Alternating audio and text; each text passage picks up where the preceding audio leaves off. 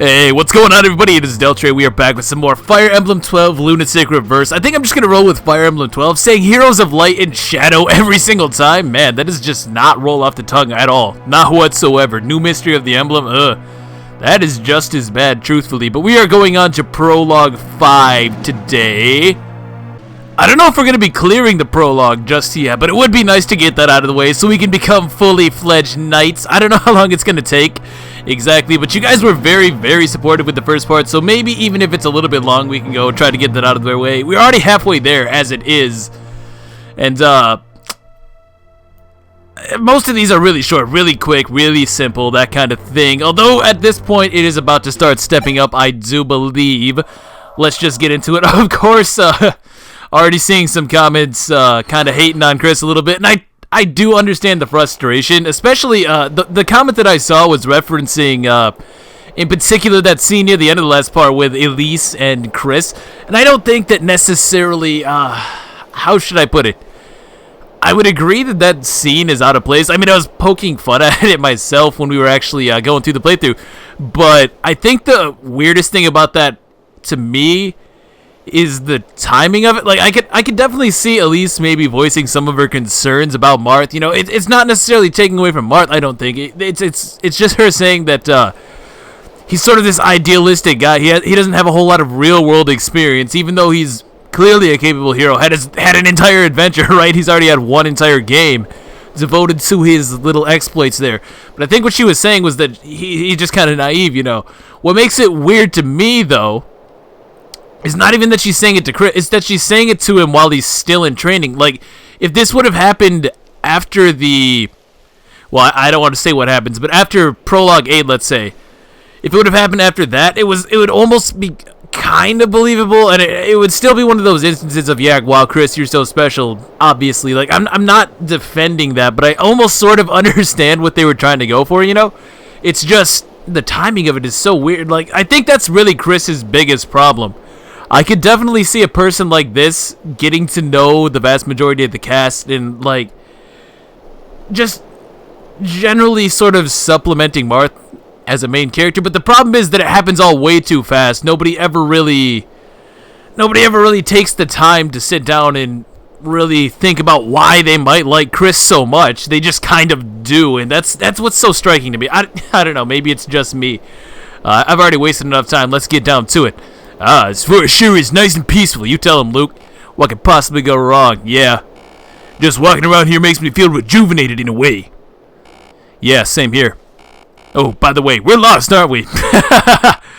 Yeah, you caught me. Hey, Deltre the Wise, wasn't this supposed to be, you know, a shortcut? Well, sorry. I did think it was, really, but we're definitely lost now. See, he messes up a little bit. I just feel like nobody ever really calls him on this kind of thing, you know? What? You don't need to tell me that. I figured that out ages ago. Everyone, please, we mustn't fight. We need to work together in times of crisis. Katarina, good person. She's right. There's no point in crying over spilled milk. Rather, let's find a way home. Ahem. Ladies and gentlemen, our new mission. Find our way back to Altea Castle. Of course, we should try not to wander around aimlessly while we find our way. We've totally fallen behind the others. Altea Knights, lost in Altea. Sir Jegan is gonna kill us! I'm honestly very sorry. It's fine. If we march all night, we can make up for lost time. Please wait. Could that be... So what exactly were we doing out here to begin with? Maybe I missed something. I guess we're just marching, right? Just as preparation or whatever. It's just more training, essentially, I take it. What's wrong? Over there. That village is under attack. Of course. Who would have thought? Who could have seen it coming? Our first enemies besides each other is, of course, bandits. No mountains, though. That's pretty weird. It's very, very groundbreaking for Fire Emblem tropes. Steal, burn, loot, pillage. Could you imagine, like, how evil are you? Did you go around just shouting terrible things like that? That's like one step away from just shouting murder just everywhere you go. Kill everyone who tries to flee. Yes, that's it. Whee! The more you write, or the more you lot write, the smoother our job will be. That guy looks different. Bandits, here. We can't just ignore this. Everyone, move out. And away we go. So this map, I actually remember being kind of hard, believe it or not. I think the thing of it is that these guys at this point are basically 2-hit KOing everybody from what I'm seeing. 17 speed. Or not 17 speed, holy crap, 17 attack. What about you? You have 7 speed. Okay, that's good. What is Chris sitting at right now? He's at 11 speed. So basically, I don't think that I necessarily picked the most optimized variants for the avatar here. Apparently, fighter is supposed to be really good, one of you guys said, and I could definitely see that. Most notably because they have tons of HP. Of course, they hit really hard. Because you can customize the avatar stats, you have a little bit more leeway there, so you can make him like a really fast, really beefy kind of one round KO machine. And that sounds really good, for sure. And you would also be training up axes, and axes in this game are quite good. So maybe I should have done a little bit more research. I think Cavalier will do. Do I want... Yeah, let's give the sword back to Luke. My biggest fear, though, is going to be definitely keeping up with speed on the avatar. So 65. Ooh, we take that hit. Realistically, Athena's like the one person who can dodge. By the way, we got Athena right now. Damn, dude, I forgot to bring that up entirely. But Athena joins you if you complete her map on the previous Prologue chapter. So Prologue 4, if you beat Athena, you get her for this map. However, all the way back in Prologue 3 when we were talking to Jegan... Okay, this actually works out pretty nicely here. Hold on, I'll finish that thought in a second. Or I'll get to this story in a second. So what I was saying, though, is if you... when you complete Prologue 3, Jegan asks you a yes or no question asking you about if you're familiar with Shadow Dragon, essentially. And if you choose the answer that I did not choose, I honestly don't remember off the top of my head what I did. But if you pick the other option... You don't fight Athena, you fight George instead, and you'll recruit him. And his stats are good and everything, it's just that you really want that option to retaliate on the enemy phase, especially in Lunatic Reverse. It's really no contest. Athena's definitely the person you want to pick. Now then, we have Merrick, the original green-haired mage. Bandits. Bandits. Prince Marth would be saddened if he saw this. Hey, who are you? You don't look like you're in league with the bandits. You've got the blue hair, just like Marth's. I gather you're the commanding officer. Wow, he actually comments on that specifically? That's a detail I wouldn't expect. Considering he doesn't have to have blue hair, I could have changed his color to just about anything. That's weird. Even the game knows I'm trying to steal Marth's style. Huh, very well, I shall join you. The name's Merrick. I'm a mage from Katarina. Your orders, please. Hey, Merrick's that dude, though. Really great. We have some 1-2 range. He's a magic user, of course. I gotta talk about Athena, though. First things first. She is really good in the prologue. Unfortunately, she suffers an extreme lack of availability for the main game. Otherwise, she would be quite good. Honestly, these base stats are very solid. In terms of the prologue, this is great for her because she can double all of the archers, every single one, from here until the end of the prologue, which is great so we can kill them in one round relatively easily. I'm trying to pull up the growth rates here real quick. And her growth rates are pretty good as well. It's just, again, it's a matter of her availability more so than anything else. I believe she comes like halfway through the campaign, unfortunately. Here we go. So Athena, she has 75 hit points, 40 strength, 0 magic, 60 skills, 70 speed, 65 luck, 25 defense, and 10 res. Again, this is Athena as a Myrmidon specifically. You can, of course, reclass her just the same as any other female unit. Now, again, I think I've really said all there is to say about her. She has good base stats, a good weapon rank. It's just a matter of really that availability hurts her a lot. Perfectly usable on like hard one, maybe even Maniac, honestly, but I think on Lunatic she's gonna have too much ground to cover and not enough time. Now, with that out of the way, I should be well out of range of this guy. Oh no. Oh good, I have the I was confused. I thought this guy could reach all the way over here, which is not what we want. We in reality want to move Athena here and blow this archer back. This is what I'm talking about right here. She can just crush these guys outright, and it's by far the best way to do that as well. Now, this guy being here is sort of unfortunate. I would like to leave Merrick here, honestly, because this thief and this fighter cannot gang up on him from this position. However, they will be tempted to attack him, which is what I want to do. I don't want to have a situation where I can be overwhelmed, essentially. So I'm still kind of using that strategy where I basically divide and conquer, right? We want to make sure we're not getting focus fired to death, because everything in this point in the game is a 2-hit KO. So we have to be pretty careful with that. I could give this to Rhodey. I might actually have to give this to Rhodey. I should be able to kill this guy right here. And the way I've moved Sheeta should persuade that fighter on the right to go after her as opposed to attacking the Avatar right here, even though, in theory, if everything in the area all ganged up on Chris, he would die. So we're going to use Rhodey, I guess. Yeah, I think I have to have, yeah, I absolutely have to have health on, Merrick. Alternatively, Luke right here. You know, I think the way to go is actually... Yeah, I think this is the way to go. We'll kill this guy with Ryan. The reason I'm doing that is because I'm thinking about where all the enemies are going to be on the next turn, and one of the bandit should attack Merrick, right? Either the bandit or the thief will attack Merrick. But Merrick can't kill it by itself. Merrick can't kill him by itself, so he's going to need a little bit of support. But I can't kill this guy from melee because I'll take the hit. So essentially this is it's hard to describe. This makes sense, I promise. What I'm trying to do is make sure that I have health on the people that I'm going to need to take a hit. But if I can use both Luke and Rhodey right here, they're not going to need to take a hit after this point. I don't believe. So with that, we can get rid of these guys, and I'm thinking this is a wrap.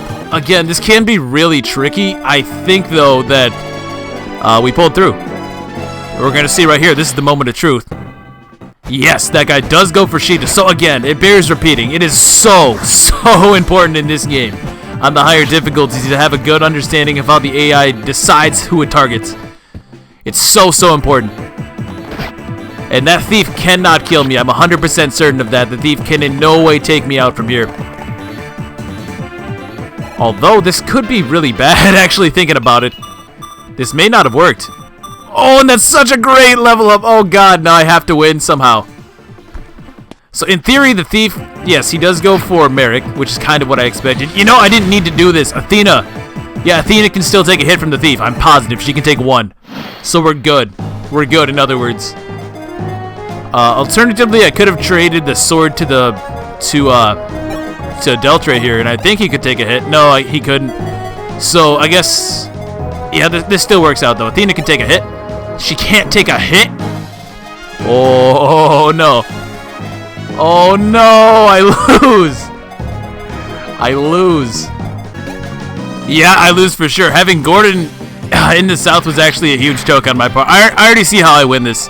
I see how I win this. This is not an issue. That was just bad play on my part. There's really no point. None of these moves I'm making from this point really make a difference, unless I somehow dodge. But like, I'm not really counting on it. What I would need to have happen now would be like, it doesn't matter. I lose. I see how to do this. Hold on.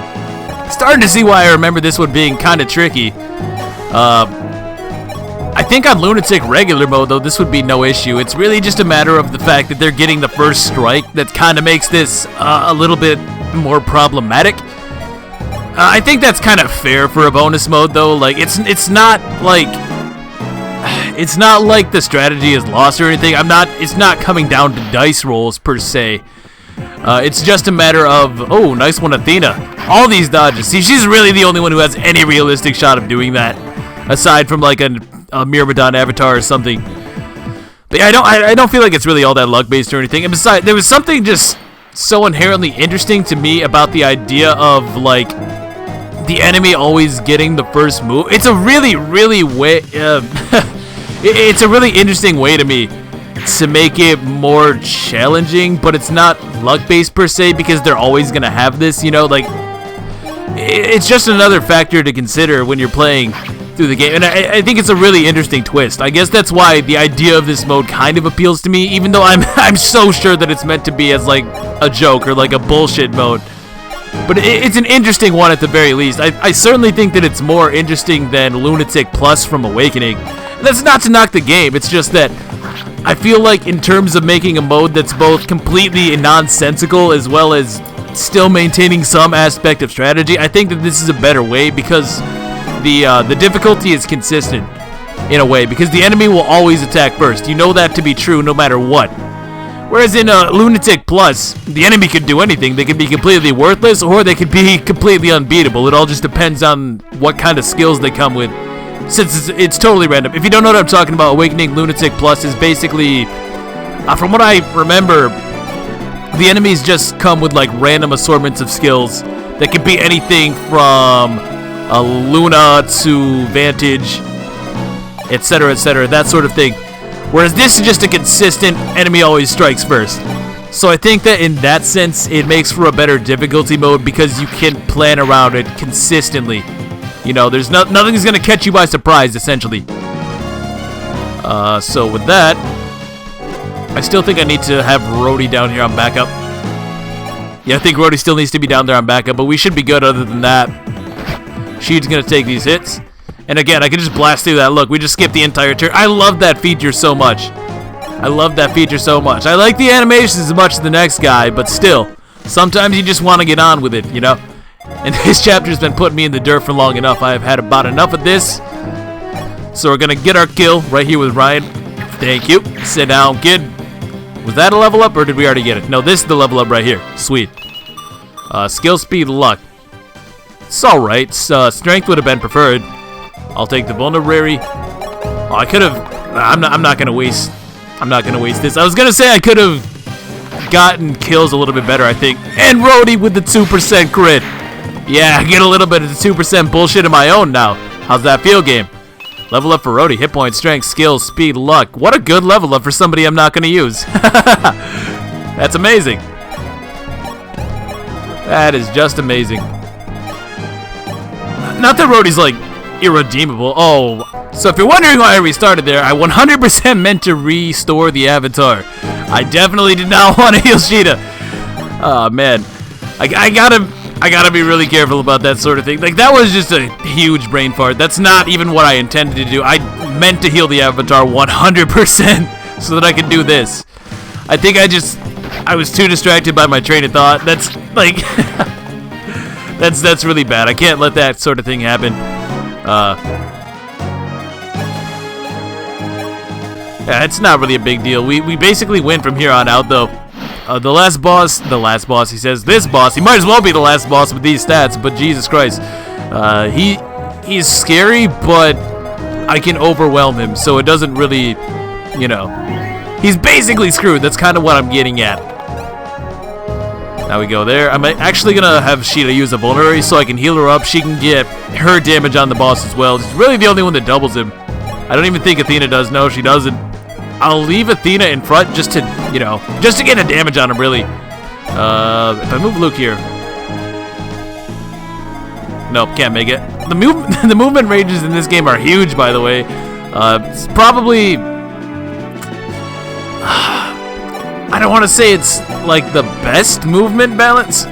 It's actually really good, though. You wouldn't think it was. You wouldn't think it would be, with movement being as high as it is, just on the whole. Like, Cavaliers have 9 movement. Think about that for a second. Just die already. No, you. Oh my God, Athena's tearing it up this map. What a monster. What a beast. What was I saying? Right. The movement in this game is out of this world crazy high. I was thinking that maybe Luke could get over to him and deal some chip. I don't think that it's going to be necessary, though. Sheeta plus the Avatar should kill him.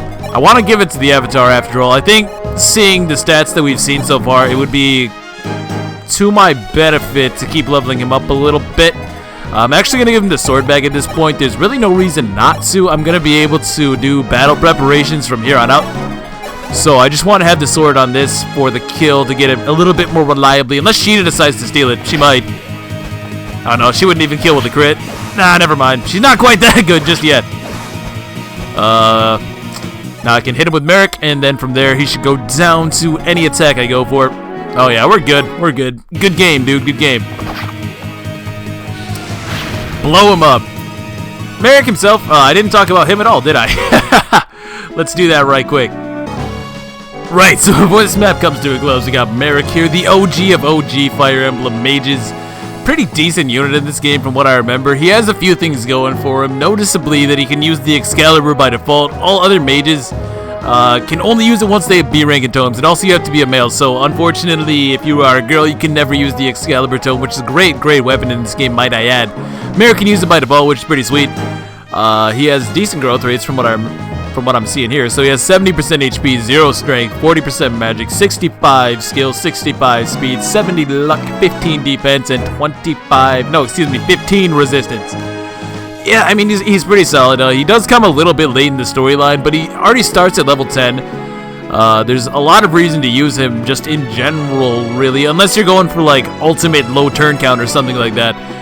But even then, I mean, he's a decent unit all around. Again, he's got that early Excalibur. You can instantly promote him. He can use staves right away, go bishop, do whatever. He can do...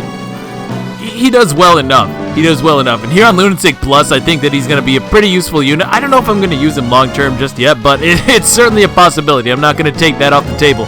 Merrick's that guy. And also, despite being a wind mage, he's actually not a douche. Much unlike Soren, much unlike Marouge, he's just kind of a nice guy. So there's that. Yeah. About what I'd expect. That's what happens when you go up against the Avatar, though. I mean, what was really expected there? Map clear, not bad. You know, all in all, that map is not too bad. I guess alternatively, I could have given Athena, like a vulnerary, somehow got one over to her. I don't think that's really that bad of a map. It's fighting bandits. Come on, it's like standard Fire Emblem at this point. Because I'm glad everyone's safe. Might you be Altean Knights? Deltre, maybe Merrick is a friend of Prince Marth. Ah, good call. She is so smart. I'm glad she's on our side, yo. That's it. He must be Merrick the Wind Mage. I heard he even fought alongside Prince Marth during the War of Shadows. Wow, I'm a little nervous now. Prince Marth summoned me to help train the new knights, but sadly I seem to be rather lost. Same as us, buddy. Would it be alright if you would show me the way to Altea Castle? To Altea Castle? Wham wham. Wait, just as planned. Roro. Ooh, Klein. Didn't you have something else to do? Quiet, you. It was easier than taking candy from a baby. I don't waste my time like you lot. You and Ein had better end this quick. It's not hard. Yeah, whatever. In the end, our skulking about is gonna get us results. We've got us a plan. We'll kill Marth without fail. Uh-oh. Uh-oh. Is that a hard chapter I hear? I think so. Seriously, the prologue is actually kind of tricky the longer it goes. I don't know, these next two I remember being pretty easy, though. But the last one, oh my god. Oh my god. Ugh, finally, Altea Castle. We're back at last. Huh? What's the matter, Deltre? Is there something bothering you? So, like the previous choice, this one will also affect the next chapter that you play. Now, normally I would recommend saying no. Because I'll just tell you, you get Ogma if you say no. But I do not think that I can beat him. I think he has like 15 speed. And if I was watching closely enough, Deltre is sitting at 11 speed, which means GG me. So I think I have to say yes. Otherwise, I do not think that I can beat Ogma. I don't think that I can beat him. So we're going to say yes. Katarina, did you see him? Among the bandits, there was a funny man with a mask. I didn't count him amongst the dead. It's a little worrying. A masked man, huh? I'm sorry, I didn't see him. Oh, Katarina, I was just singing your praises, too. Well, it's okay. We did beat them in the end. Hehe, all this worrying's got me hungry. Come on, Deltre, let's go find something to eat. I don't know. It's probably nothing, though, most likely. Please, come in. Ah, Commander Deltre and Katarina of the 7th Platoon reporting as ordered, sire. Please, calm yourselves. You may stand at ease. Yet you've summoned us so suddenly, my lord. Is it to do with the bandits we subjugated? Are you, sire, reprimanding us for disobeying our orders? Not at all. It's quite the opposite. Your actions have saved many. As ruler, my duty is to protect my people, and I am truly grateful for what you did. We're honored to be of service, but that was tougher than any of our training. Yeah, to be fair, that is definitely the hardest map so far. Deltre, and you as well as Katarina. I hear from Jegan that you've been shoot, man. Self-destruction. Exemplary cadets. There we go. Is that so, sire? Sir Jegan never intimated? Sir Jegan never intimated as much? Yeah, I guess, sure. Huh. Funny phrasing. I've seen your skill, and I agree wholeheartedly with him. Why, the both of you are suitable for the Altean army. Should the two of you pass your test, I'd love it if you would become my royal guards. Alright! Royal guards, sire. See, that's way better. Though the stories tell of me as a great hero, it's not so. There's only so much that I can do by myself, and that much I know to be true. The War of Shadows was won with the aid of comrades who wished for the same future as I. More like was won by Sheeta, but alas. 'Twas not a lone romp across the land. I realized whether in peace or war, I need people I can trust. Young, dynamic soldiers who can support and guide me. But the Royal Guard exists to protect the king. It is a role of immense importance. Blah, blah, blah. Are we even fit for such an esteemed duty? Yes, I believe so. I want you to be my Royal Guard. Jegan feels the same as I. But don't feel obliged to promise me. I won't think ill of you if you decline. And so, I ask this of you once more. You need not answer right away. It's quite alright. Please think it over carefully. See, I don't think that Marth approaching us and saying, hey, do you want to be my Royal Guard? I don't feel like that's really all that bad either, to be honest, because we are far and away doing the best. I think, I'll put it this way. Chris really gets me when characters around him fail to do things that make sense, if that makes sense. Like, it's hard to describe right off the top of my head. Again, I'm not 100% familiar with the story, but I do remember that the times that the Avatar bothered me the most was when characters were just acting like wild and crazy, you know? Again, it's hard to describe. I'm sure you'll kind of see what I'm talking about, but that scene right there doesn't really bother me at all, honestly. What's the matter now, Luke? Guys, I need an opinion. How's my hair look? Are you serious? Your hair. I'm a soldier of love, seeking out only the most beautiful women, but I haven't got any dates yet. I'm sorry to say, most girls here think of you as small fry. I mean, people think Ryan is cute, or Rhodey is, oh my gosh, so cool. Wow, are you serious? Who says that? Who says that in the 1400? Really? Whatever this is not modern times. That always really gets me in Fire Emblem when they, like, use modern turns of phrase and crap, because it's like, there's no way they were actually speaking like this back in the day, you know what I mean? It's jarring. Quite a few people seem to secretly lust after Delta too. Oh, ain't that the truth? Story of my life. Exactly, I didn't get it at first. I thought, what am I doing wrong? That's when I realized, it's my hair, must be it. I'm not sure what leap of logic led you to that particular conclusion. Well, for example, I'll fix up my hair like you would, and then bam! Instant babe magnet. They'll see me as a brave, handsome, just like Deltray, right? Not possible. Luke, maybe if you did something about that attitude of yours, you'd be more popular. Oh, it's time. Apparently Sir Jegan wishes to have a word with us before training. 3 months have passed since you first came here. Wow, really? Nice little time skip. During this time, I've witnessed many a platoon desert because they couldn't stomach the harsh training. Not to mention platoons that failed due to miserable results. Oh, speaking of which, apparently, yeah, Kane will shit-talk you if you royally mess up during the prologue section. I think that's pretty neat. I'm glad that they included details like that.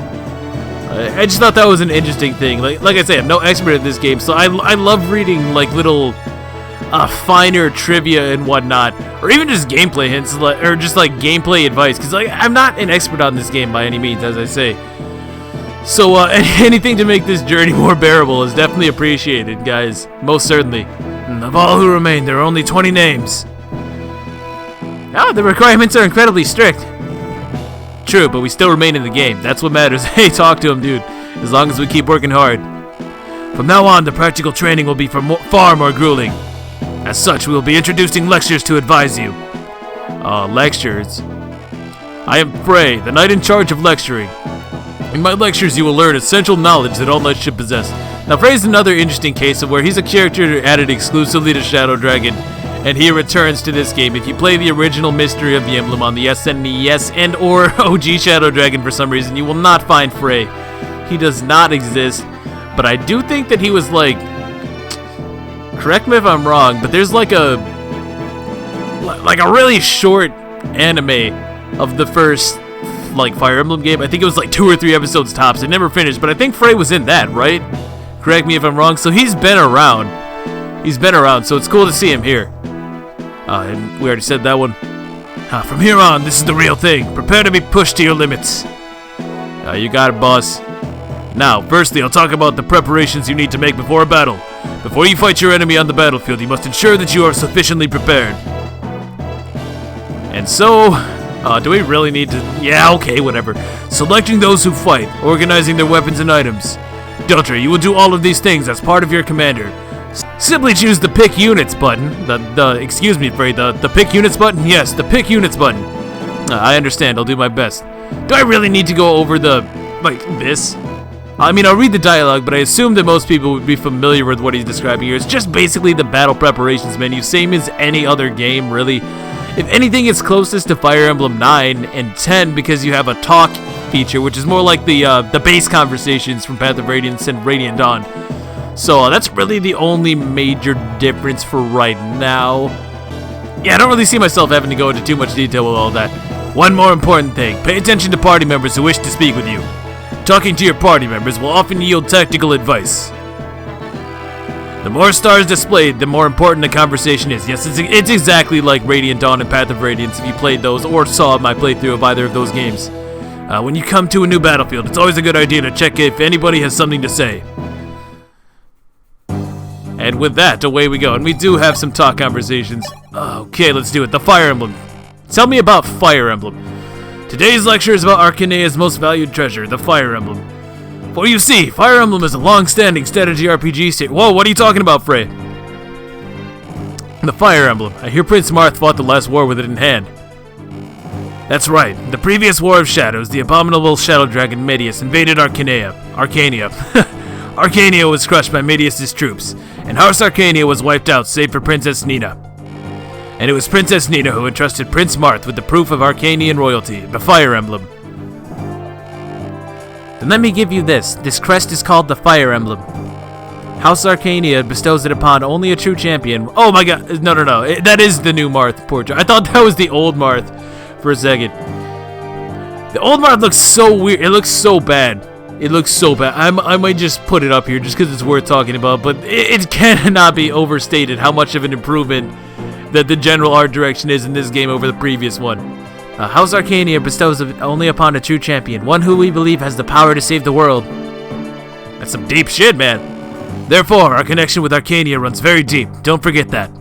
I do like that they give you a little bit of backstory, again, in case you didn't play Shadow Dragon, and they don't also just dump it all at you, and they don't dump all of the information on you at once. They feed it to you in little small bites. So that's definitely more palatable, I guess. Especially if you were coming in having no experience with the previous games. That's nice. Oh, Deltre, I'm going out for a bit. Katarina, why are you in such a rush? I found someone in another platoon who could join us. I'm off to talk to her. She's called Cecil. I can vouch for her ability. Oh god, no you can't. All of her comrades have deserted and it seems she's in a pickle now that she's all alone. Right, I see. In that case, it would be great if she could join us. Sir Jegan did say our battles are going to become fiercer from now on. We need manpower. Every soldier counts. Yes, I'll do my best. Also, I'm hoping to bring some powerful weapons as well. Powerful's kind of stretching it, but weapons, can you get them? The truth is, I have some secret connections. I can't get them ready right now. And look at you, Katarina, dealing with some shady stuff here. But I'll do my best so they're available for your next battle. I don't really get it, but you're not getting involved with anything dangerous, are you? You needn't go so far. It's alright, please leave it to me. I want to help you, Deltre, any little that I can. Well, I'll be off now. Mighty shady there. By the way, can we talk about how awesome this battle preparations music is? Because it's great. It's fantastic. It's probably my favorite one in the series, to be honest. Just a small little thing there, but I had to point that out. In fact, the music in this game in general is really good. It doesn't leave too much to be desired. It's pretty memorable for the most part. I expect, like, the map themes are all really good, and I think the map themes are probably the most important aspect of just about any Fire Emblem game. Like, if the map themes are bad, oh god, you are in for a bad time. Just simply because you hear them the most frequently, obviously. Deltre reporting. Sir Jegan, did you call for me? Relax, it's nothing serious. You said your name is Deltre. Where did you learn how to fight? Well, I was originally a noble, but I left the castle due to family circumstances, and I know for a fact that this conversation does in fact change depending on what you chose at the very beginning. So it just basically goes off your backstory, which is, again, it's a nice little touch. Since I was young, I've been living in a small village named Sarah, together with my grandfather. He was the one who trained me. Grandfather was very strict and worked me to the bone every day. Many times I thought I was gonna die. What's your grandfather's name? His name was MacLear. I heard he was once a knight of Altea. MacLear, I see. You must mean Sir MacLear. Were you acquainted with my grandfather? Yes, Deltre, your grandfather was an old friend of mine. He left the front lines due to injury, but his loyalty to House Altea was unmatched. I see. So Sir MacLear trained you as hard and well so you could become a knight of Altea. Deltre, become Altea's sword. Acquire unbreakable power and loyalty. That's what my grandfather used to say to me when he was still alive. Every single night before bedtime, man. You always say that, Granddad. I grew up with his wish in mind. I see. I understand your strength now. You are amazingly capable. The lads who will themselves to battle these days just don't have that much power.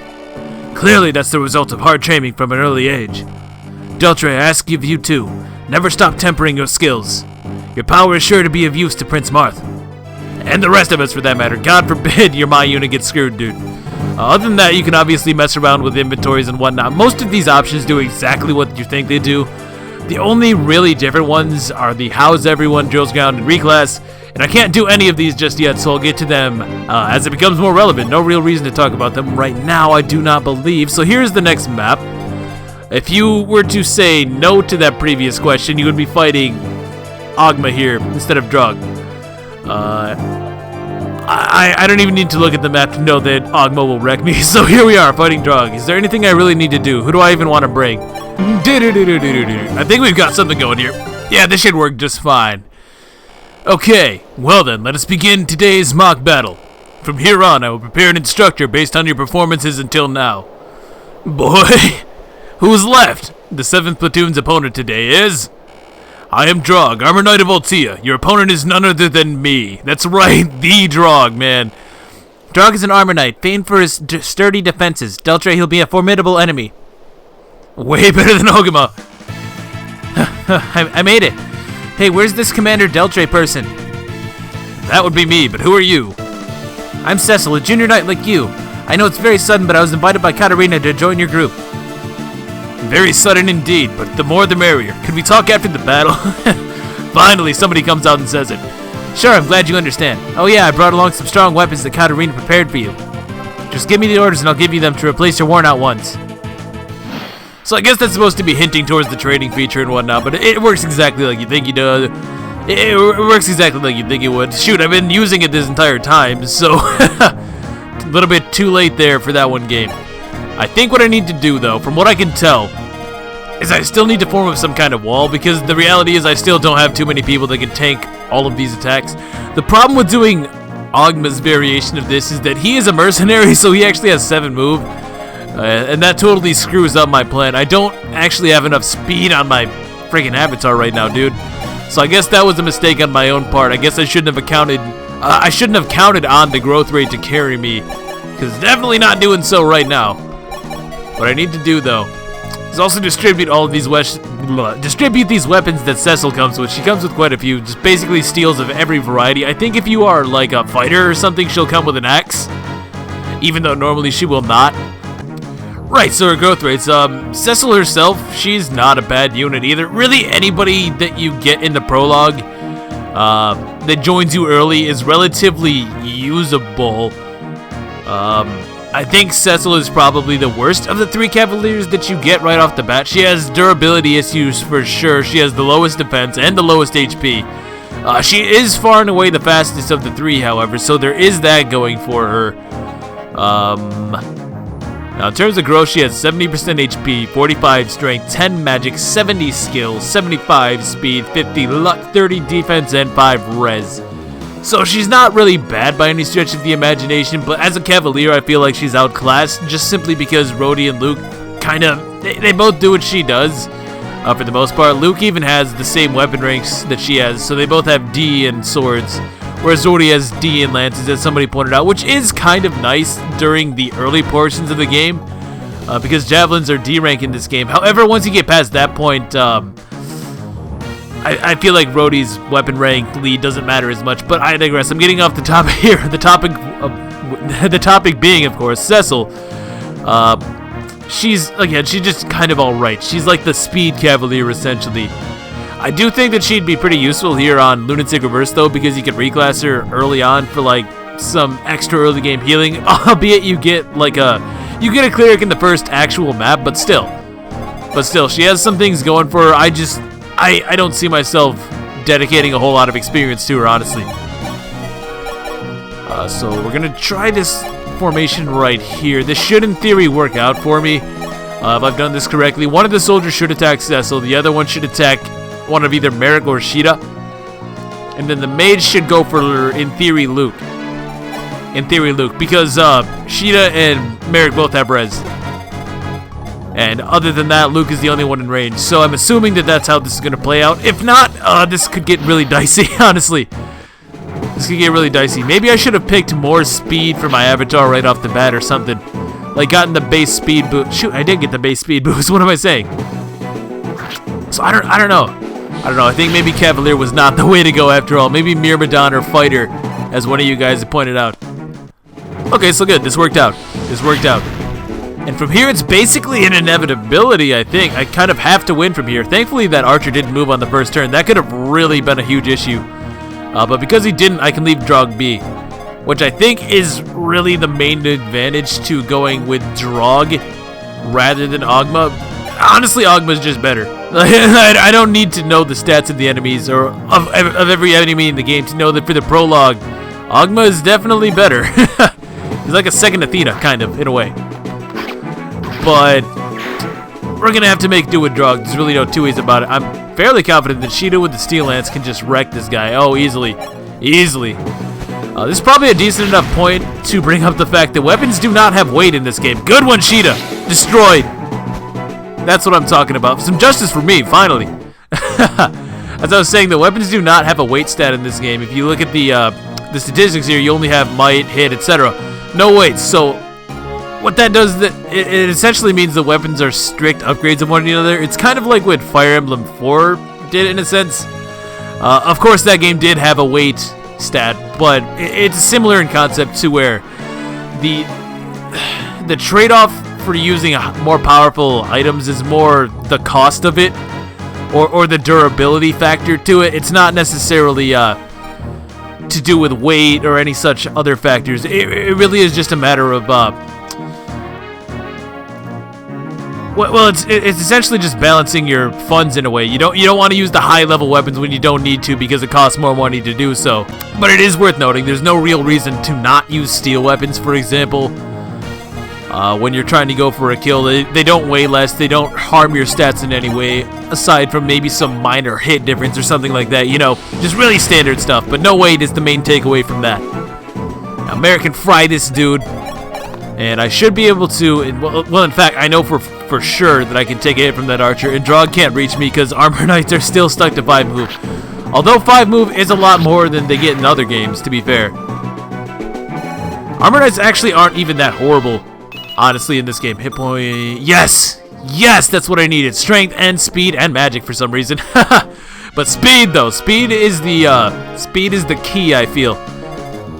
Now there's really no reason that I should ever waste a vulnerary on Cecil here, but I think Luke might actually be kind of decent. Because if I heal up Luke, he should be able to take 1 hit from Drog, surely. Yeah, he can, just barely.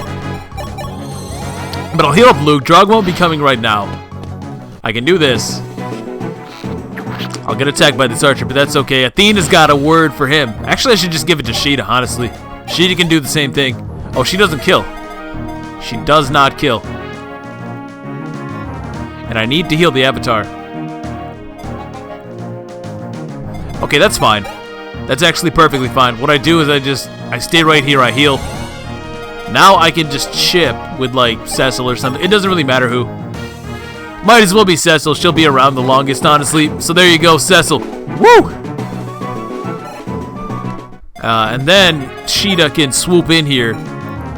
Layeth upon the smack with that Iron Lance. Get this guy out of my hair. Even get a level up for our troubles. I'm not really focusing as much experience into Sheeta as maybe I should be, though. Like, she doesn't join that late, so levels on her are worthwhile. Skill speed. There we go. Not too bad. That's about standard Sheeta.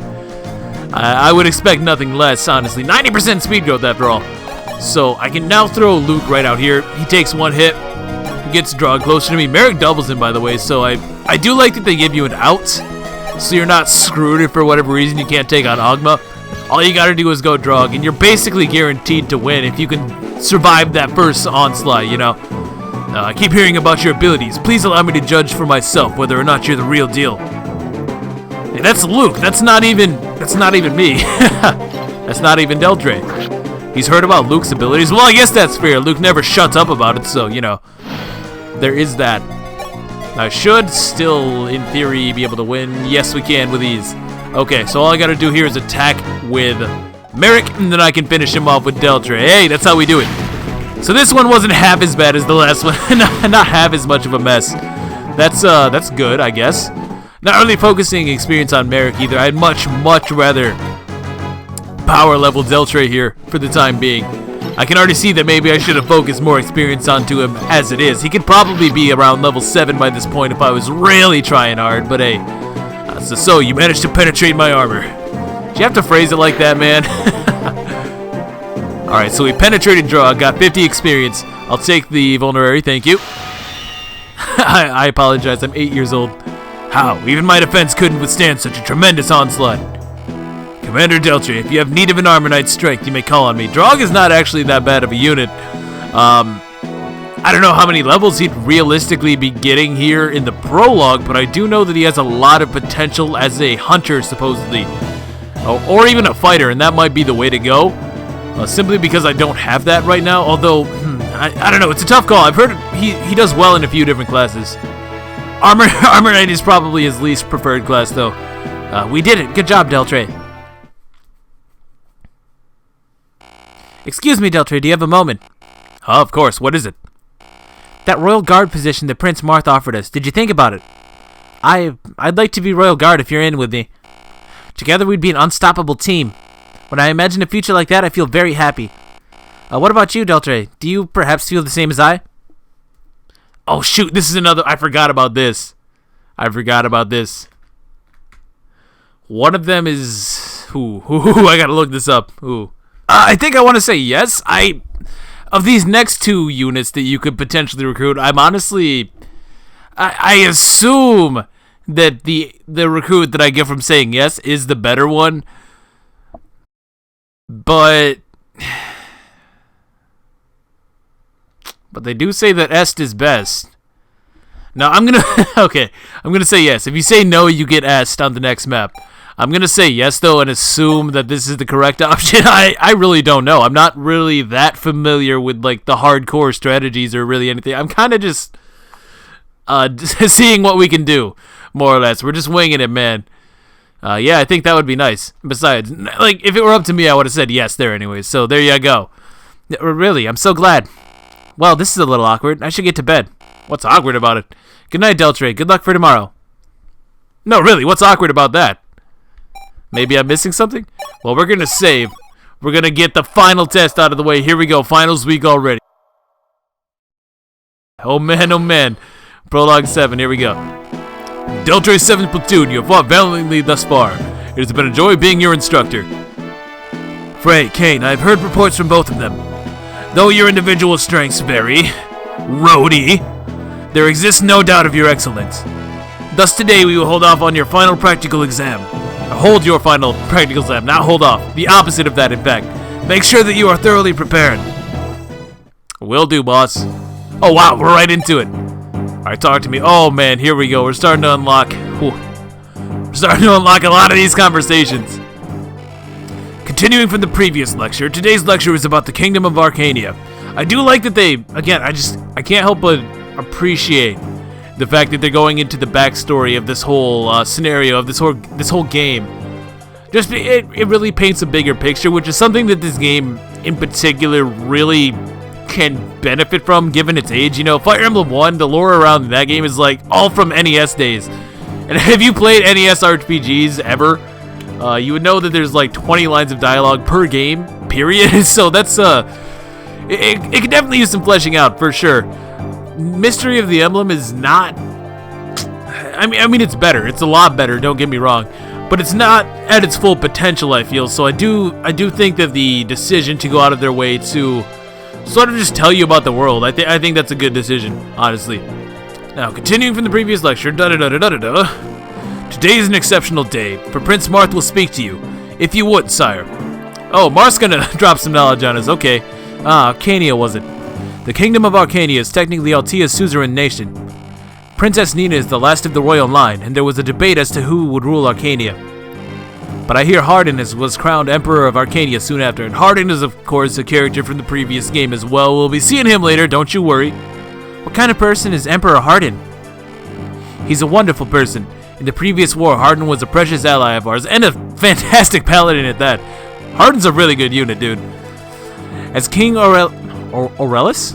As King Aurelius' younger brother, he fought to protect Princess Nina, who had escaped to the lee of Aurelius. Princess Nina would not be pleased to hear us nitpicking over who will be held in the history books. Yeah, see Hardin there? Badass dude, badass turban, awesome mustache. What more could you ask for, really? What more could you ask for of a man? I don't think you could really ask for much of anything, to be honest. What a beast. Take command so we can oust this Macedonian scum and be done with it. A little bit racist, though, that is. No, I'm just playing. Lord Hardin, thank you. That is an honor. If you don't mind me saying so. I feel as though I've made a good friend. We share the same ideals, I think. Yeah, Hardin's a good guy. Hardin is well qualified to be emperor. If he puts Arcania into order, I'm sure everything will go well. I don't like that, Katarina. Let me introduce myself again. I'm Cecil, Junior Knight of the former Ninth Blue. What was that? You got a little bit of a twang there. I'd like to make it clear that I'll show no mercy for those who underestimate me because I'm a woman. I wish our female knight was a sexy, big sister to... Whoa, dude, I don't need to know about your fetishes, Luke. When we finally get another girl. Wow, why is it Cecil, the 9th Platoon's infamous violent girl of all people? Oh, man. You little... Who's the violent girl? Take this and this. Kinda proving its point. Yikes, wait, please don't hit me. Be gentle. I don't like it rough. My name is not Sylvia. Sorry. Sorry about whatever that was. I apologize for Luke's rudeness. Good grief. If you say so, Commander Deltre. I'm your subordinate from now on anyway. Since I've joined this platoon, I'll fight under you. My life is in your hands. Well, that's nice. Katarina, talk to me. Oh, she kills the music, so this must be serious. Katarina, what are you doing here? Oh, Deltre. I was looking for you. Let's go. It's almost time for the final test. Katarina, are you crying? Oh, it's nothing. What happened? Please tell me. Did anyone do anything? We're friends. I won't let someone who made you cry get away with it. Deltre, no, that wasn't it. I'm just sad. I'll tell you the reason later, so let's hurry to the test. I'm alright now. Are you really alright? Yes, your feelings alone are enough for me. Thank you, Deltre. I don't know, it seems like some bullshit. Awfully suspicious there. Alright, Marth, talk to me. Talking to you an awful lot for somebody we hardly know. Hello, Deltre. It's rare for us to meet in a place like this. Yes, it is, sire. Are you going somewhere? Yes, beyond here are the graves where sleep the soldiers who fell during the previous war. I see. Oh, that's depressing. My father among them. Many Alteans sacrificed their lives in the previous war. I couldn't save them. That's something I must never forget. Sire. See, that's what I'm saying, because, like, to go back to the Elise thing, Marth actually is this way. He is naive. He wants to save everyone, so I don't think that it's necessarily bad for Elise to bring that up to somebody. It's really weird, because if they would have just had that scene play out after this test, when we're a part of the elite royal guard, it would make so much more sense to me. Not to belabor a point we've already covered, though. So, ever since I decided that being a knight was my goal, I was prepared to die fighting. Those who fought in the previous war, weren't they too prepared to give their lives for the kingdom? It's painful, I know, but it's something you must brood over. But it isn't something you must brood over alone, sire. I was like, that sounds weird. Thank you. I'm happy to hear that. But I still feel pain. When my comrades get hurt and fall, I couldn't help but feel the pain. Even if I'm deluding myself, I don't want to let even a single one of my comrades die. That is the Fire Emblem way. Marth's a good guy, sire. Jegan often tells me that too. He who leads the people must see the big picture. If one sacrifices few to save many, that was the correct decision to take. I understand that too. But I don't want that. Having to sacrifice someone. Maybe I'm unfit to be king. Perhaps it's a naive way to think. But that's how I really feel, and I can't betray my feelings. Sire. Sorry. I must have confused you by suddenly talking about all this. No, I understand. I do understand your feelings, sire. Deltre. I don't want any of my comrades to fall. I want everyone to be alright. I think that too. Sire, I want to help you accomplish that. Deltre. Thank you, Deltre. Thank you, me. Yes, I'm the greatest! Okay, so... honestly, I think that Marth is enough of a heartthrob that he would just... that he would feel comfortable fighting in... confiding in a person in such a way, but the people that detract from this game, I mean, I have to admit, it would make more sense if it was like Jegan or something like that, you know? But Jegan's not really in this game like that. Like it's hard to say if you haven't played FE3, but I just think the biggest problem is that they didn't take enough time to set this up, honestly.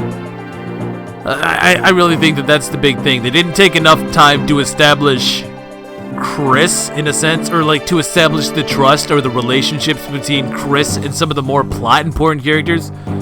Supports are like whatever. Speaking of supports, we've unlocked our first one right here. But I do think that if Marth were to ever come to Chris with this, he should have had to prove himself a little bit more. You know, like, so what? We're completing the test, but so is everybody else in our platoon.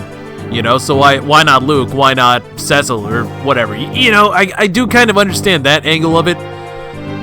But the actual exposition itself, I don't really mind that.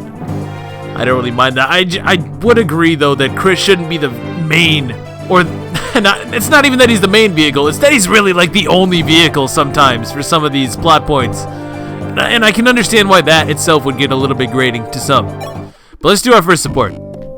Ah, so you were here, Miss Athena. It's almost time for the War Council. We'd like you to attend as well. War Council? What is a War Council? Is it round and sweet? Wait. Should this be happening now? What war? Wait, War Council? What war? Spoiler games. Spoilers game. No, that's not it. A War Council isn't something you eat. Hey, I don't think you were necessarily intended to get this support so early. It doesn't seem right.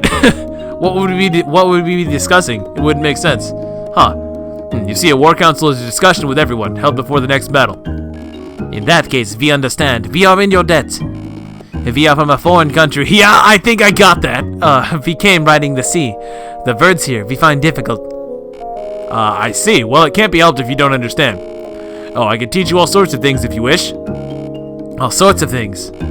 You mean indecent thing? Oh, and there it is. No, that's not. See, I was gonna make that joke, but then the game made it for me, so alright. Where on earth did you get that idea? Anyway, if there's any word you don't understand, feel free to ask me anytime. We are grateful. And glad because you are not indecent. Okay, thanks. Oh, and thanks means, if you know that much. Stupid man-child. I'm sorry. Got him. I like Athena. Not to spend too much time talking about this stuff, because we do have a game to play after all. But I also know that people don't really like the supports in this game. I'm gonna be perfectly honest though, I don't see my position on the supports themselves changing. I'll be really brief for the time being and just say that it's better than nothing. Which I know is a really, really lame thing to say, but hey, they didn't include them in Shadow Dragon at all. You gotta consider that. So the fact that they brought them back at all here is automatically a net positive to me. I do sort of understand where people come from in that respect with regards to supports, but I think that it'd probably be more beneficial to wait until we've unlocked more of them, right? Now, they do give small bonuses, as you might expect, within 3 tiles. I believe that are they all the same in this game? In fact, let me look up the support bonuses right now. Okay, so they're really, really minor bonuses. The first rank is 5 hit, 5 avoid. The second rank is 10 hit, 10 avoid. And then the third rank is 10 hit, 10 avoid, 5 crit, and 5 crit evade. They work as they do in really any other game with supports. All you have to do is be within 3 tiles of the supported character and you get the bonuses. And the way that you build supports is, thank God, the best way possible. The same way as it is in Path of Radiance and Radiant Dawn. You participate in the same chapter and you build support points that way. And then from there, in the base, you can build a support level. So I honestly prefer that system more than anything else. I think even in Radiant Dawn, though, you could build up by other actions. In this game, it is strictly just fielding 2 characters together that can support. You will build the points, and you will be able to support. I really just kind of prefer this as a support method way. I just prefer this as the way to build supports. You don't have to sit around for 50 turns. You unlock them at a decent pace. They actually have a chance to be sort of relevant for your strategies this way, so I do approve. Now, the map itself, we are taking on Kane, who's going to be up here. He's a reasonable challenge. A reasonable challenge for sure. I cannot double him. I can with Sheeta, though. Fortunately, So I guess Sheeta's probably going to be my main buster here. My main boss killer. How do we want to do this? Well, Cecil can hit the bench. We know that. We know that to be true. Reese? Do I need Reese? I might need Reese.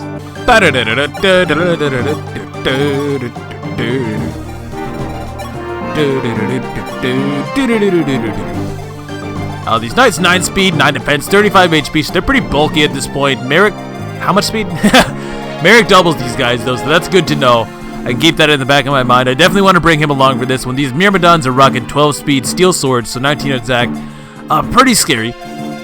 Pretty scary, but if I can get lances on them, they become significantly weaker. So I also misremembered the weapon triangle in this game. It's pretty unique. I think they sort of did stick with this formula, though, now that I'm thinking about it. But essentially the way that it works is that weapon triangle and weapon ranks sort of go hand in hand in terms of bonuses. Okay, so for swords, once you hit C rank, you get 1 additional point of damage. Then at B rank, you get 2 additional points of damage. And then at A rank, you get 3 additional points of damage. Lances, I believe it's like 1 point of damage, 1 point of damage, 5 hit, 5 avoider. It's sort of incremental in a way. So I was right about that part, but the main takeaway is that the bonuses between each weapon type are different. So if I go at this sword guy with the lance, for example, he in reality loses 3 attack, and then I think he even loses 1 more for being at a weapon triangle disadvantage. So it's very, very important to pay attention to the weapon triangle in this game, because you can see right there, just by simply attacking this guy with the lance, he loses 3, maybe even 4 attack, depending on how it works, of course. So it's huge. It's absolutely huge. Now these archers, 9 speed. I can't double them with the avatar again. Damn, he needs speed. He desperately needs speed. And he's probably already above average, to be honest, too. So, that's pretty unfortunate. Okay, geez, this one took me some time. I think I've got a good strategy, though. I think so. I hope so. We're going to find out real quick if I really know anything about this game or not. I'm going to move Sheeta right here. She actually doubles this guy, thankfully. I think that's actually, yeah, it is. It's because she got that additional point of speed, so that's really, really nice. Of course, she's almost guaranteed to get it, so it doesn't make that big of a difference, I guess. But in this instance, it definitely works out to my favor. Now, I need to block off the avatar a little bit, because these guys really mess him up, man. 22, 23. Let's see, that's very nearly death. But I also want to get this archer closer to me so I can ruin his day with Athena, probably. Yeah, probably Athena. She's really, really good at doing that, don't you know? The rest of this is going to be... I don't want to say it's a crapshoot, but it's going to see if the AI works in the way that I understand, because I should be completely safe right here, in theory. Yeah, we're going to find out real quick, though. We're going to find out real quick. You've come well prepared, but you must be wary that the enemy you see are not always the only ones. Hint, hint. Enemy phase, so here we go. Come on, this is Merrick, though. Merrick doubles these guys so he completely destroys them. Like, look at this, 24 damage right here. 24 damage right there.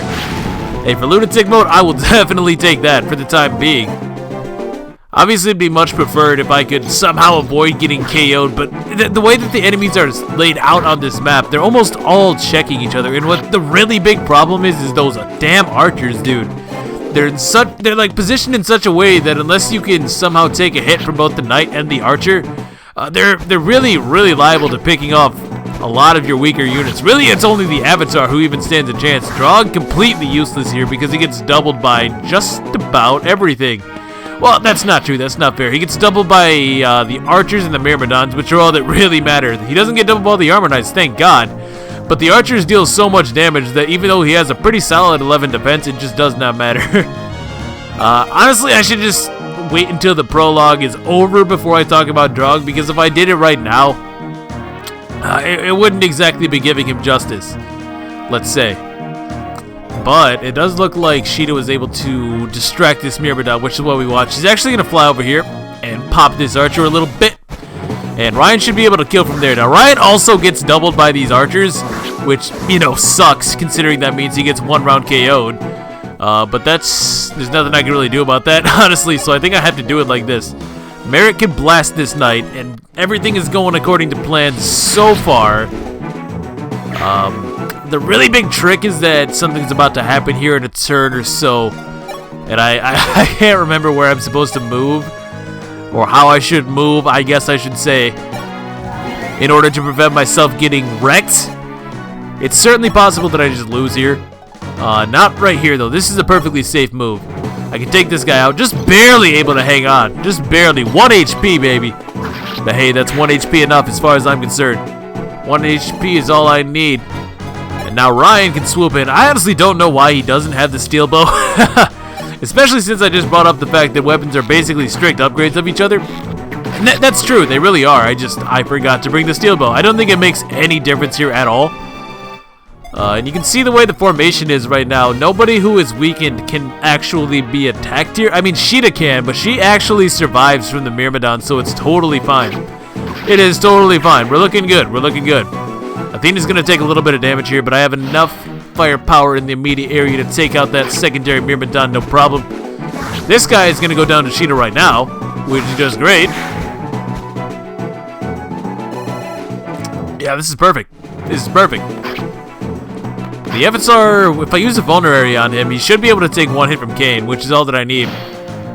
So I think we're good. How much can I do with Merrick? 12 damage, he survives. So I think I need to use Merrick and Gordon. Oh god, she doesn't have a vulnerary? How do I want to do this? I think I may have thrown. Actually, I think I may lose right here.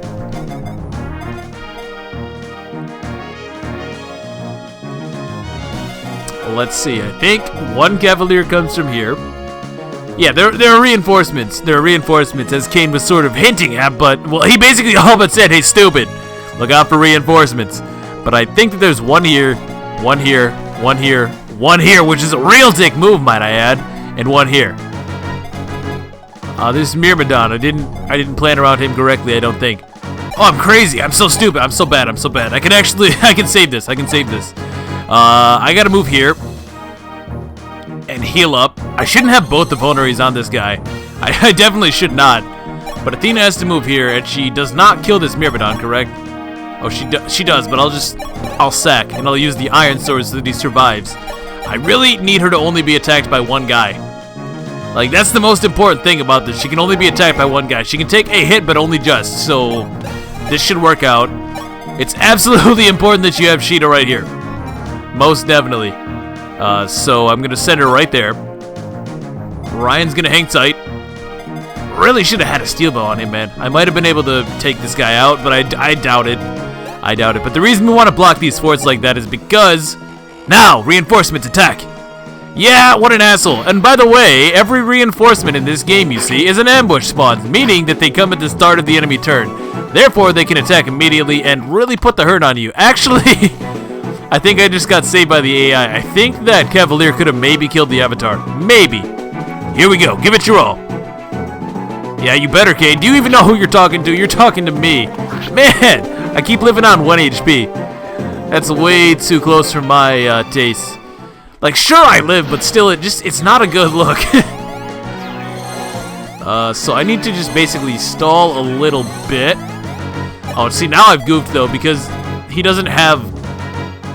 I don't have a vulnerary on Athena. Damn, am I going to lose to that? Such a small mistake, but it's going to cost me, I think. Because inevitably, this guy is going to break through right now. And I don't have anybody else who can swap in and take the hit. Actually, that's not true. Maybe Merrick can. There's only but the 1 wave of reinforcements, so I think, as sloppy as this is, I think I might be able to salvage this. So Merrick, get healed. He can move here. He can fry the Myrmidon. Yeah, this'll work. This'll work. This is not exactly, the cleanest win, but I think we're gonna take it regardless. Hit points, magic, speed, luck, defense. What an amazing level up for Merrick. Again, though, the defense might really hurt me, depending, of course. I really like having a moderate range of defense values, just so that you can more easily persuade the AI to do certain things. But, like, I can't complain about that level up, man. That was a good one, for sure. So now I attack Kane, and inevitably I win this. There are no more reinforcements. I do have to sack another vulnerary here, but I think Kane comes with 1, so that's fine.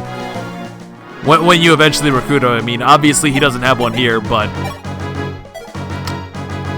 Yeah, and that being the only wave of reinforcements, I think that if I stall with Merrick for one more turn, I can even move Sheena down here so she can help out. The Avatar is going to beat Kane. Like, there's no two ways about it. He's even going to get enough health here that I'm fairly sure that I can attack him. If that's not the case, I guess I'm going to sack another Vulnerary. Now, here's the moment of truth. Come on, dude. Speed, speed. Strength, luck. What a terrible level up, dude. That is so bad. Well, I guess. From here, I just need to take out these last two. It is route. It's not defeat boss. I don't know that there are more reinforcements, but I don't really want to stick around to find out, so we're going to stop playing around with this dude right now. Man, missing that speed sucks. I think I would have been doubling enemies on the next map if I had the point of speed. We're going to find out real quick, though. So I'm going to take Kane right on out. 92% of the time. Come on now. There we go. Impressive. At least Kane knows what's up. That's right. Impressive indeed. So 57 experience. Not a bad haul. Not a bad haul. Now this last guy, he does have a steel lance, correct? So he's like super strong. Oh yeah. Oh yeah. Actually, wait, hold up. But Ryan can kill him. If I had the steel bow, he could do it for sure. But I'm pretty sure that he can do it regardless. Oh yeah, he can do 7 damage. Come on now. You know, already I'm really finding myself enjoying archers a lot in this game mode. It's just such a handy ability to be able to bypass retaliations like that. Or not even retaliations, just enemy attacks in general. They always get the first hit, so it's really, really important to have somebody like Ryan around, I feel. So let's go. Come on, dude. Hit points, strength, skill. Not bad. He's getting really strong. But that speed is quite upsetting at only 5 points. It's not good. It leaves him vulnerable to getting doubled by other archers, which is really his main draw right now. Right, taking on that 2 range and just drawing all of their fire, but I guess we'll see how that plays out. 10 strength is no joke, though. Congratulations, you won. There's nothing more we can teach you. Huh. Well then, Deltre's 7th Platoon, I will announce the results on the second half of your training right here, right now. As before, your score depends on the amount of companions who are forced to make an early exit, and somebody did point out that does vary depending on how well you do, so I assume that this one does as well. Listen carefully. Your performance has been most impressive. Hell yeah. Even most of the past LTN Knights, there has not been, even amongst the past LTN Knights, there has not been a group with such high credentials as yours. Therefore, Deltre's 7th Platoon, I have decided that you have passed your final test. I'd really like to see how that goes, though, when you just mess up. Like, if you screw up horribly, he just has to pass you because you're the only one left. Like, Deltre, everybody else is dead, so I guess by default, the 7th Platoon will become the new Royal Guard. We passed, so that means we're... Alright, we did it. Now we can become knights. We did it. After this, I'm gonna buy myself a nice sword and a hefty lance. You tell him, Cecil. Ooh, it's getting me excited just thinking about it. I don't like that laugh. Yeah, Cecil, you're scaring me. But you're not alone in excitement. My lifelong dream has at last been realized. Everyone looks so happy. I guess it's because we're all getting to be knights. We really did it, Deltre. Yep, it was all my grandfather and my own dearest wish to become an LTN. Oh, I thought he was going to say it was all my doing. It's all thanks to me, Deltre. I can now work for LT and serve Prince Marth. So I have all the reason to be happy. Indeed, I'm happy too, now that I'm nice and close to Prince Marth. Yup, I'm sure you are, Katarina. Deltre, what are you doing up so late at night? I can't seem to sleep. What about you, Katarina? Well, there's a lot on my mind, I suppose. Deltre, have I ever told you about the town I was born in? Now that you mention it, you've never told me anything about your hometown. It wasn't Altea? I was born in a small town called Norda. Norda? That's a name, for sure. Have you ever heard of it? I know it all too well. In Norda, I was treated like an animal, beaten for fun. Oh, God. Oh, God. Whenever I couldn't stand the pain, I just closed my eyes and think of nothing, taking refuge within my heart's confines. Wow, whoa. That's super dark. Katarina. Like, that's dark. That's really dark. That's really dark. That's like, it's so dark you'd think Kaga himself would have thought of it, as a matter of fact. But no, they just added that. I mean, I kind of know what her deal is, but not to mention this is a new translation. It's not the same translation I played way back in the day, so maybe they elaborated more on certain things in this one, or something. I don't know. I don't remember that though. That's harsh. But someone was there to save me. She showed me the meaning of life. I felt that I would do anything for her. Deltre, do you have someone like that in your life? Yes, to remain loyal to a lord. That's the sort of knight I aim to be. Yes, that's right. You're also doing it for someone else. Not long now, is it? It won't be long until we become Altean knights. When that happens... Well, let's just say it'll be an occasion to die for. Good night, Deltre. Wait, what did you mean, Katarina? Katarina, come back! Well then, time to catch some shut-eye. Deltre, I'm sorry, I forgot one thing. Please take this, if you would. What's this, a headband? It's from Cecil. Give this to the new platoon commander, she said. Supposedly, if you wear this, you'll be more psyched. Cecil really has some issues. So once I put this on, I'll have a hairstyle like Cecil's. But will being like Cecil really suit me? Oh, I'm sure it would. I know, how about you just try it on? If you try it on and it feels a little strange, you can just go back to your original hairstyle. Oh, good point. Yeah, it's not like it becomes permanently attached to my being. He's acting like this is the end of the world right here. How about it? Want to change your hairstyle? Yes or no? Well, I'm gonna say yes. It does actually change your appearance, which is a neat little thing. I kind of like it. I honestly think, though, that once you beat the game, they should all just be unlocked by default. Maybe it's just me. Maybe that's just me being a crazy person. I don't know. I just feel like it would have been better that way. Just so you can make yourself look like you want to from the start, you know? But it's not like this is all really that in-depth or anything. I will take the headband. Why not? Alright, let's give it a try. I'll try arranging my hair so that it's like Cecil's. Wonderful. Cecil's sure to be happy with your decision. I look forward to seeing your new look. See you tomorrow. Alright, so what could possibly go wrong? Well, a lot could possibly go wrong. In fact, honestly... do I get to continue or not to continue? No, I think I'm just about out of time here anyway, so I'm going to have to call it right now. So, thank you for watching. We made some good progress today. Tomorrow we're going to start the real game, basically.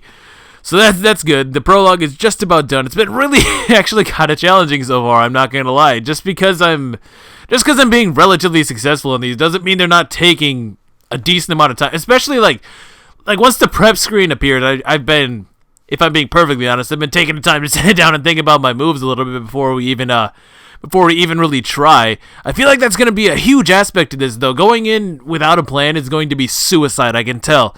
It's going to be absolutely no move to start the map without at least planning out the first turn or so. I am enjoying this a lot so far. I do think that the added challenge from the enemy attacking first it's so unique. And it's a very interesting way to experience this game, but that's going to have to wait until next time. So thank you for watching. I hope that you enjoyed. If you did, please feel free to leave a like and or a comment. I always appreciate those guys, and I'll catch you next time. See you then. Peace.